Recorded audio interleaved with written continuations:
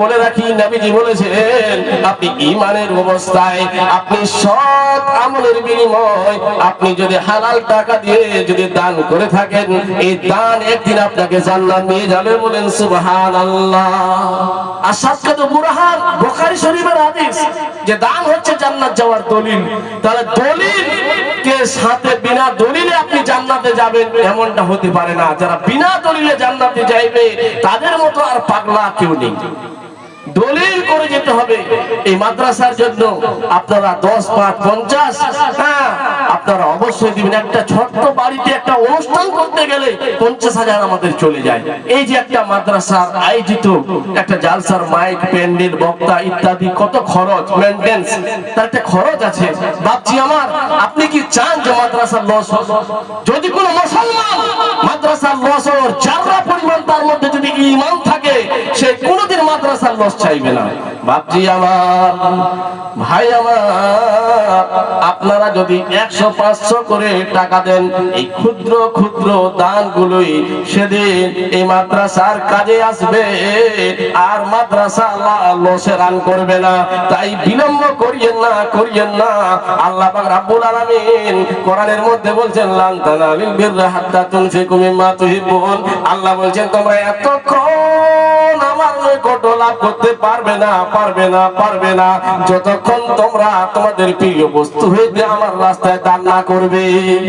কে বলছেন? সূরা আল ইমরান 92 নম্বর আয়াত, যে আমার নৈকট্যখানা যদি তোমরা লাভ করতে, আল্লাহ পরিষ্কার করে বলছেন, তাহলে তোমাদের কি করতে হবে? দান করতে। প্রিয় যে আমাদের কাছে কি টাকা পয়সা, টাকার জন্য আমরা জান দিতে পারি। এই টাকাগুলো, এই পয়সাগুলো যদি আমরা দান না করি, আল্লাহ বলছেন তোমরা আমার নৈকট্যখানা লাভ করতে পারবে না, পারবে না। তাই ভাবছি আমার ভাই আমার, আপনাদের কাছ থেকে 5,000 টাকা নয়, মাত্র 500 টাকা করে কিছু ভাইদের কাছে, বাপজিদের কাছে পাবো না? মায়েদের কাছে কিছু আসবে না?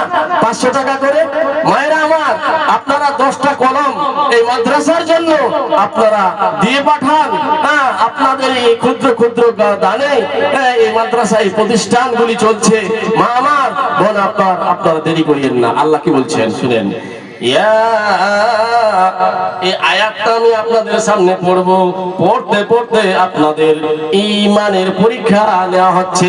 আপনারা বিলম্ব করিয়েন না, করিয়েন না। দানগুলো চটচট করে পাঠিয়ে দেন।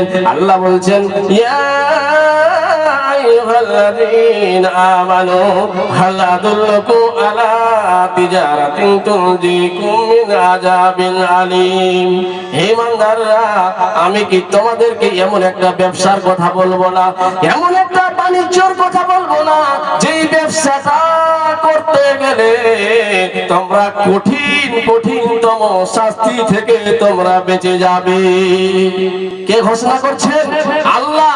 যে এমন একটা ব্যবসার কথা কি তোমাদেরকে বলে দিব না, যে ব্যবসাটা করতে গেলে, যে কাজটা করতে গেলে কঠিন কঠিনতম শাস্তি থেকে তোমরা বেঁচে যাবে?